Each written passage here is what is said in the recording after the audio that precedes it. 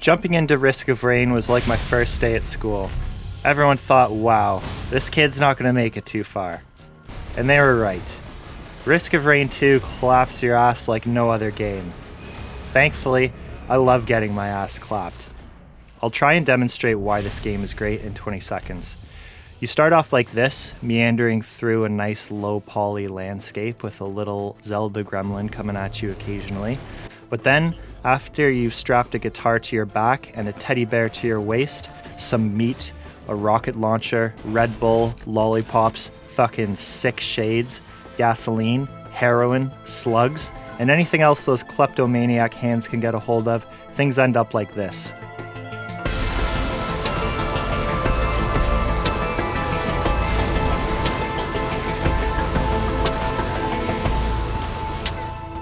Risk of Rain 2 is a roguelike third-person shooter. Your run begins on one of several maps, and each enemy you kill gives you some money which you can use to open crates, which contain random items.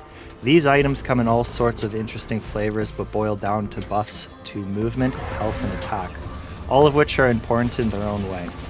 Enemies spawn randomly within a close proximity to the character, so you're never too far from the action. Each map has a portal which transports you to the next level as long as you can survive the long dick daddy boss that comes in to give you a good spanking. The items you collect can stack almost infinitely. These item stacks can result in some insane power spikes, making you feel like you've ascended into some sort of meth-induced euphoria where you feel untouchable. But just like meth, there's a catch, and the good times never last. Every minute you play, the enemy gets stronger till infinity. If you spend too much time gathering items, your base EXP level may not be high enough to compete with the upcoming monsters you'll face. Whether you spend an extra few minutes on a map gathering items or head straight to the next level becomes pretty contextual and is a fun, frantic fight against time. Generally speaking, you want to spend around 5 minutes in a level. It's a good start anyways, but time never stops ticking.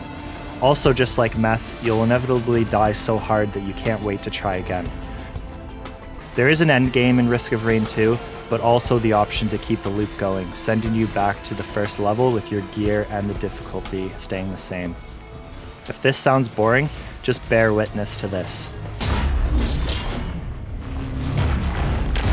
The core gameplay loop is a very enjoyable experience, but to complement this is the list of characters. There's about 11 characters so far, and each one plays wildly different.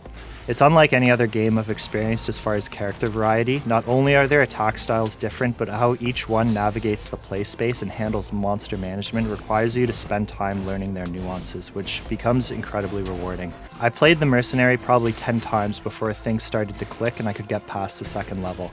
Getting my first good run on a new character felt like it was opening a new door to some of Risk of Rain's mechanics that were not yet introduced to me. There are a vast amount of items in this game, and it's a lot of fun watching your character stack as many as possible onto their body as you play. There are 6 types of items in this game, and you collect them in various methods. Some items are better than others, and it's a bit of a learning curve to determine which ones will work best for which character. I will link some helpful videos in the description. Most of these items are unlocked through random chests, or a sort of multi-shop with 3 random options. On one hand, it's pretty exciting when you get that epic item in a chest and you know it's on and you're in for a bang and run. But on the other, you can spend a lot of time getting consistently shit items, only making you well aware that the clapping is coming. But the nature of this random gamble is assisted by category chests, which tell you whether an attack, movement, or utility item is within that chest. There's also print shops where you trade in random items to get a specific item. But even with this, you can still have runs where you feel God just wasn't with you on that one. Visually, at first, there isn't much to gawk at, but it becomes a spectacle once things start popping off. It's like you're on acid and decided to insert fireworks into every hole that's available to you. There's no good anti-aliasing in the game, so a quick tip is to use your driver settings. It makes it look a lot better in my opinion. The soundtrack complements the game's overall themes perfectly, giving you a sense that time is always against you, so you better keep moving. The score amps up during boss fights, which pair great with the balls-to-the-wall chaos around you.